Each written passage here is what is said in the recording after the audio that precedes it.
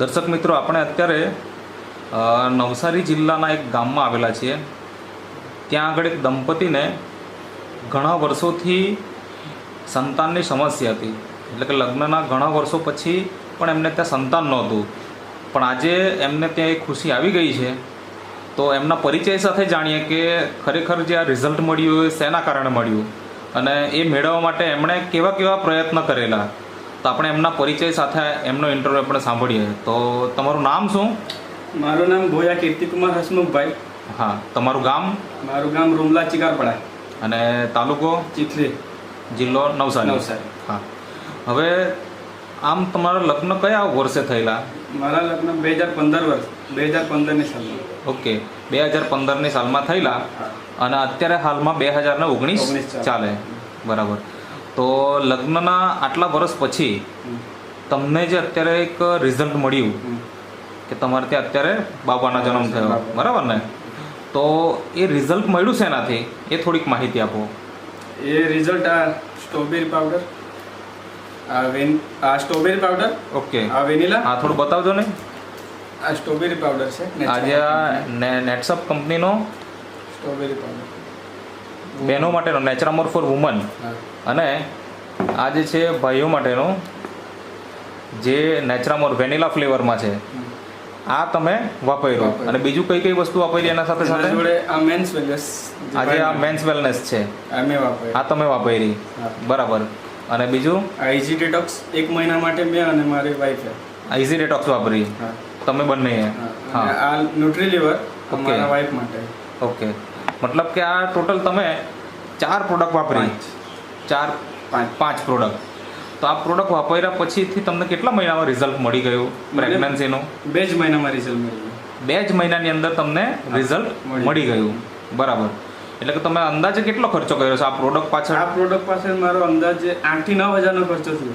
8 થી 9 હજારનો ખર્ચો તમે આ પ્રોડક્ટ પાછળ કર્યો. પણ આ વર્ષ દરમિયાન, આ 5 વર્ષ દરમિયાન તમે બીજી પણ કોઈ તો સારવાર કરાવી હશે. એ ક્યાં ક્યાં કરાવી અને એમાં તમને કેવો ફાયદો થયો કે શું થયું એ તમે થોડી માહિતી આપો. એ પહેલા મેં ઘોડાવડી ડૉક્ટર છે અમારા અમૃતભાઈ. લગ્નના કેટલા વર્ષ પછી તમે ટ્રીટમેન્ટ ચાલુ કરી? વર્ષથી 1.5 વર્ષ. 1.5 વર્ષ પછી તમે ટ્રીટમેન્ટ ચાલુ કરાવેલી. હા, ક્યાં ક્યાં આગળ? એક ઘોડાવડી અમૃત ડૉક્ટર છે, હા, અમારા ગામના નજીક જ છે. બરાબર. બીજી રાનકોમાં ખુશી હોસ્પિટલ, ત્યાં અમે ટ્રીટમેન્ટ લીધી. ઓકે, એ બતાવી શકો ફાઇલ? આ છે ફાઇલ. આ ફાઇલ છે. દર્શક મિત્રો, આપણે જોઈ શકીએ જે હોસ્પિટલનું નામ છે ખુશી. ત્યાં આગળ તમે ટ્રીટમેન્ટ કરાવેલી. કેટલા મહિના તમે ટ્રીટમેન્ટ કરાવેલી? 7 થી 8 મહિના ટ્રીટમેન્ટ લીધી હશે. તો ત્યાં આગળ શું કહેવાનું હતું ડૉક્ટરનું? ત્યાં એમ બધા રિપોર્ટ નોર્મલ હતા. એમને પેટનો દુખાવો હતો, એ બધો મટી ગયો. બરાબર. પણ એમાં એ લોકો દર 3જા દિવસે બોલાતા. બરાબર. હું ત્યારે જોબ કરતો. બરાબર. હવે એ લોકો કેસ ફોન પર લેતા નથી, તો પછી ડાયરેક્ટ આપણે સવારે 6 વાગે પહોંચી જવું પડે. બરાબર. મારે ત્યાં જઈને પછી કંપનીમાં જવાનું બપોર પછી. એમ તો મોર્નિંગમાં, પણ મારા સાહેબ એવા હતા કે જેને હું કેમ તો સમજતા હતા મારી તકલીફ. એના કારણે મતલબમાં હું 12 વાગ્યા સુધી ત્યાં પતાવીને પછી કંપનીમાં જતો. એટલે આ સખત 4 થી 5 મહિના મેં એવું કર્યું. પછી હું ત્રાસી ગયો કે હવે આટલું બધું કરવા છતાં બી નહીં મળે રિઝલ્ટ. એના કરતાં ભગવાન પર આપણે છોડી દઈએ, કાં તો જોબ છોડવી, કાં તો ટ્રીટમેન્ટ છોડવી. બેમાંથી એક મારા પર ઓપ્શન હતો. મેં ટ્રીટમેન્ટ છોડી દીધી. એમ પછી મેં ભગવાન પર છોડી દીધું કે ભગવાન જ્યારે પણ. હા, તમે હોસ્પિટલોને ટ્રીટમેન્ટ છોડી દીધી, પણ આપણા ખાસ કરીને ગામડામાં જ્યારે ડૉક્ટરથી નહીં બને તો પછી બીજો રસ્તો કે જે ભગત ભુવાના આપણે ટ્રીટમેન્ટ કરાવીએ અથવા એને પાસે જઈએ આપણે. તો એવું કંઈક તમે કરાયું કે નહીં કરાયું? હા, એવું 10-12 જગ્યાએ કરાયું. 10 થી 12 ભગતો પાસે પણ તમે ગયા.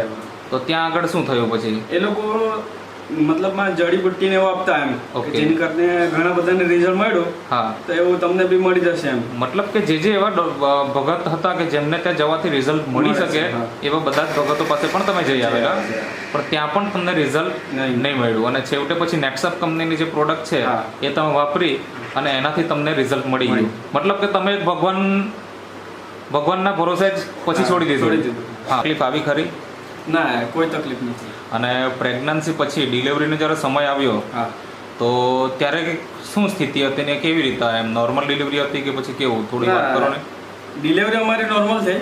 પણ અમે જે ગાયનેકને બતાવતા હતા ને એ મેડમે એવું કીધું કે તમારે સીઝર કરવા પડશે, કેમ કે આ જે મારી વાઈફ છે એની તબિયત થોડી વધારે હતી. બરાબર છે. એના કારણે ડોક્ટર લોકો એવું કીધું કે સીઝર જ કરાવવું પડશે. ઓકે. અમે થોડા ડરી ગયા. અમે વલસાડ હોસ્પિટલમાં ગયા, ત્યાં એમને બતાવ્યું. વલસાડ કઈ હોસ્પિટલમાં? સિવિલમાં ગયા. ઓકે, સિવિલમાં તમે ગયા. પછી ત્યાં ગાયનેકને બતાવ્યું તો કઈ નહીં, આગાડી જે થવાનું તે થશે. તો અમે અમારે એનો 8 મહિના અને 15 દિવસ પૂરા થયા, અમે ડોક્ટરને બતાવવા ગયા કે અત્યારે 15 દિવસે બતાવવા પડે એમ કઈ કન્ડિશન છે તે. અમે તે દિવસે ગયા, 15 દિવસ બાકી હતા, તો મેડમને બતાવ્યું તો એમણે એમ કીધું કે ડિલિવરી આજે થઈ જશે એમ. તો અમને તો ગભરાટ થાય કે આજે જ થશે તો સીઝર કરાવવું પડશે. બરાબર છે. પછી એ લોકો અંદર લઈ ગયા, 10 મિનિટમાં તો અમે બહાર ને અમે ખાલી 2 જ જણા ગયા હતા. બતાવવાનું એટલે 2 જ જણા. બરાબર છે. અને ડિલિવરી થઈ ગઈ. ત્યાં ગયા અને નોર્મલ ડિલિવરી બી એવી થઈ કે ડોક્ટર લોકો વિચાર કરતા હતા કે 5 જ મિનિટમાં ડિલિવરી થઈ ગઈ. ઓકે, એટલે કે આ પાવડર જે ખાવાથી કે એક તો આપણને જે વર્ષોથી જે આપણને ઈચ્છા હતી કે આપણે ત્યાં સંતાન આવે એ રિઝલ્ટ તો મળી જ ગયું, પણ આ બહેનને પણ કોઈ તકલીફ આવી નથી અને ડિલિવરી સમયે એકદમ નોર્મલ ડિલિવરી થઈ ગઈ. અને બાળકનો જન્મ થયો ત્યારે બાળકનું વજન કેટલું હતું? 2 કિલો ને 280 ગ્રામ. 2 કિલો ને 280 ગ્રામ. દર્શક મિત્રો, આપણે જોઈ શકીએ એમનો બાબો છે. શું નામ રાખ્યું એમનું? ધ્રુવિત. ધ્રુવિત. કેટલા માસ થયા એમના? 2.5 માસ. 2.5 માસ થઈ ગયા અને એકદમ તંદુરસ્ત છે.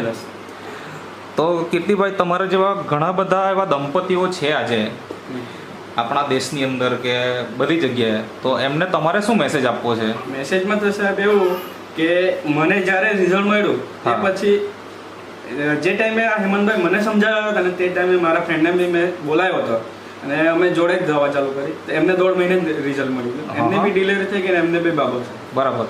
અને એના સિવાય તે પછી મેં ઘણા જ લોકોને સજેસ્ટ કર્યું. બરાબર. તો અત્યારે મારે 7 થી 8 જણને રિઝલ્ટ બીજાને મળી ગયું. અમને 2 ને મળ્યું, એના સિવાય 7 થી 8. અને એમાં એક એવું બી રિઝલ્ટ મળ્યું કે જે લોકો 3 વાર ટેસ્ટ બેબી કરાવ્યું અને તે છતાં એ લોકોને રિઝલ્ટ ના મળ્યું. અને મેં ચાલુ કર્યું 6 મહિના પછી એને રિઝલ્ટ મળી ગયું. અત્યારે એનો 4થો કે 5મો મહિને ચાલુ છે. મતલબ કે તમારા મારફતે પણ લગભગ 8-9 દંપતી એવા છે કે જેમને ઓલરેડી રિઝલ્ટ મળી ચૂક્યા છે. તો દર્શક મિત્રો, તમે આ ઇન્ટરવ્યૂ દ્વારા જાણી શકો કે આ એક નેટસપ કંપનીનો એક એવી પ્રોડક્ટ છે કે જેના ઉપર કશે એવું લખેલું નથી કે આ એક નિસંતાન દંપતી માટેની કોઈ દવા છે, પણ આ એક એવો ખોરાક છે કે જે ખાધા પછી, એ વાપર્યા પછીથી આજે અનેક એવા દંપતીઓને ઓલરેડી રિઝલ્ટ આવી ચૂક્યા છે. તો તમારા આજુબાજુમાં ક્યાંક એવા કોઈ દંપતીઓ હોય અને ખર્ચા કરીને થાકી ગયા હોય અને આજે એમને કોઈ એવો ઉપાય દેખાતો નથી, તો એવા દરેક દંપતીને આ વિડીયો તમે શેર કરો કે જેના થકી એના જીવનમાં પણ ખુશી આવે અને એનાથી આપણને પણ એક આશીર્વાદ મળી શકે. તો કીર્તિભાઈ, તમે જે આ ઇન્ટરવ્યૂ આપ્યો તે બદલ તમારો ખૂબ ખૂબ આભાર. Thank you.